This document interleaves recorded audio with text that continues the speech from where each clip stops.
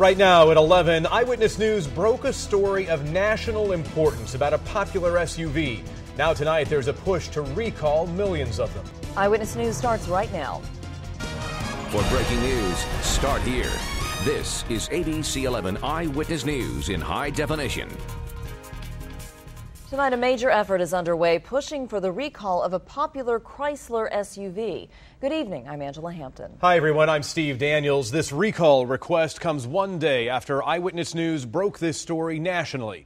We investigated Jeep Grand Cherokees made between 1993 and 2004. We reported government data shows dozens of fatal accidents involving fires and Jeep Grand Cherokees from the 1993 through 2004 model years. Today's recall request comes from the Center for Auto Safety, which spoke exclusively to Eyewitness News today. The Center for Auto Safety, an advocacy group, says the placement of the plastic fuel tank in the rear of the Jeep Grand Cherokee made between 1993 and 2004 may have played a part in dozens of deaths in rear-end crashes. Why is the center requesting the recall? The center is requesting the recall of the Grand Cherokee because today it's the most serious fire hazard on the road.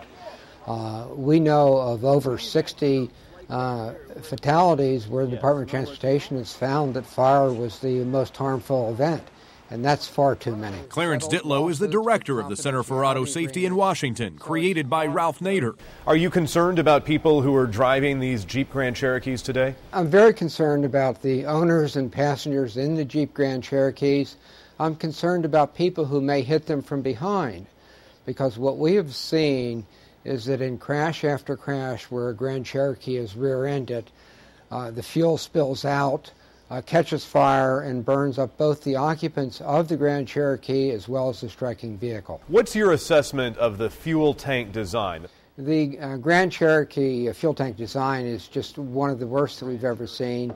The tank is plastic, it's behind the rear axle, and it actually sits lower than the bumper in some vehicles so that it can be readily engaged. Tom Klein lost his wife in a Jeep Grand Cherokee crash. He blames the fuel tank design for her death. When the vehicle from behind struck the Jeep, that the Jeep literally burst into flames on impact.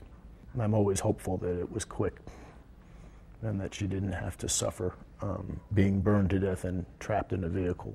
Now he's raising his children without their mother. Chrysler says this vehicle meets or exceeds federal safety standards and that people have driven many millions of miles without having any problems. As I told one of Chrysler's officials in 1993 when I first saw the Jeep Grand Cherokee, and they told me that very same thing, the Grand Cherokee meets standard 301, and I said, so did the Ford Pinto.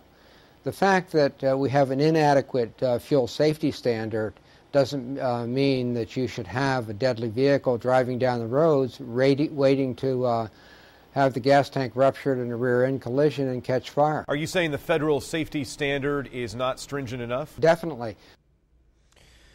Chrysler says the NHTSA data is simplistic and invalid and doesn't show the cause of death or the cause of the fire. According to Ditlow, the government now has 120 days to decide whether to open an investigation into the Grand Cherokees in question. If you'd like to watch our investigative report on the Grand Cherokee, we have streaming video online at abc11.com. We'd also like to get your comments about our story.